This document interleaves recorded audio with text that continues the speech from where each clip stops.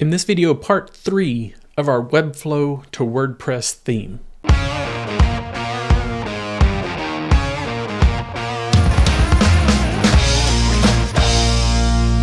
In the first video we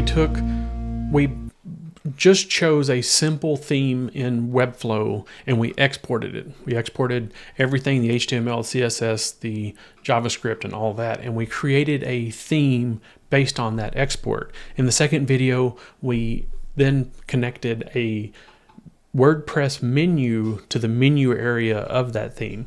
So in this video, we're going to connect a widget area to the footer of the theme, and that gives you an idea of where you can put other widgets throughout the site or throughout the theme.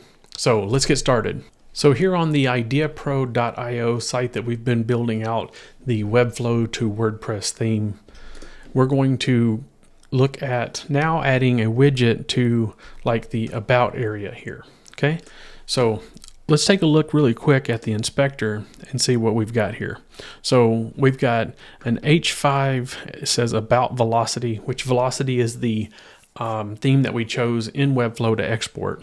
And then we have wrapped here in P tags, we have some lorem ipsum text that is the about information for velocity. Let's go over here to our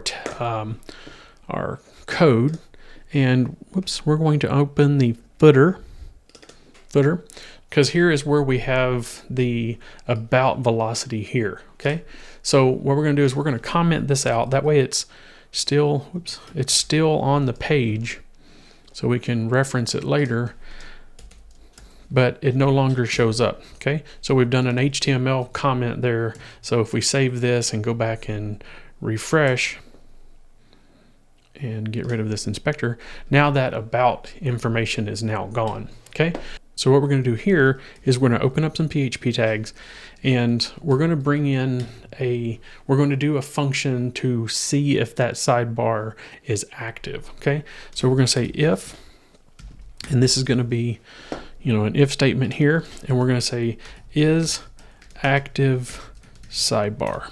All right, so inside of that is active sidebar, we're going to call in the name of our sidebar. So let's just call it footer 1. That's going to be our first first sidebar that we're going to use here. Is active sidebar. There we go. All right.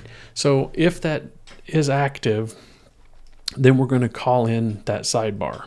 So the way we do that is we're going to say dynamic, is that right? Yeah, dynamic sidebar. And again, we're going to use that same footer, that needs to go in there, footer _1.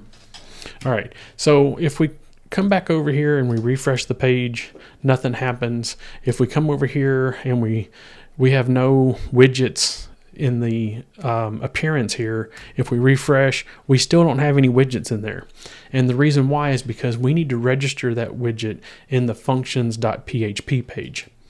So if we come back over here to our code and the functions.php page, we're going to come right down here and we're going to create a new function. I like to clean all this up. We're going to bring this over a little bit. There we go. All right, so we're going to create a new function, and let's just call it YT example widgets.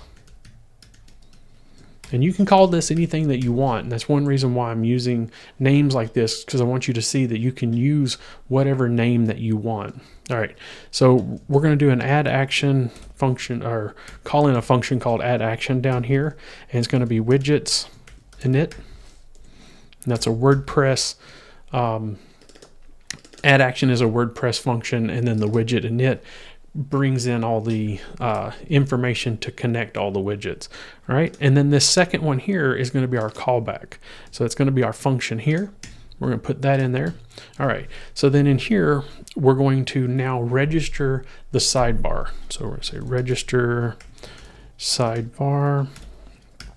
Okay, and then the first thing we're going to do is we're going to open up an array inside of here, because it's an array of arguments that we're going to be using. So the first one is going to be the name, the first argument here, And we called that footer 1. So let's call it footer 1 here.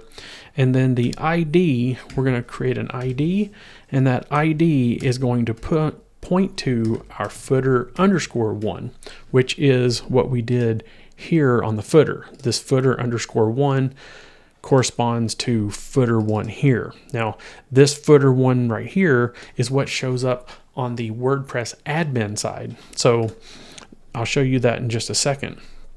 So then we have other arguments that we could put in here. We could put in before the widget, after the widget, and other things in there. We're going to leave it like this for right now because we're going to save this. This is the simplest way to create to register a sidebar. So if we come back over here, and again, we don't have any widgets over here in our appearance menu, but now if we refresh the page, now we have this menu option for widgets because that functions.php page picks up the function that we just set up, and it says, oh, you've got a widget. All right. So this is welcome to the block. That's for Gutenberg.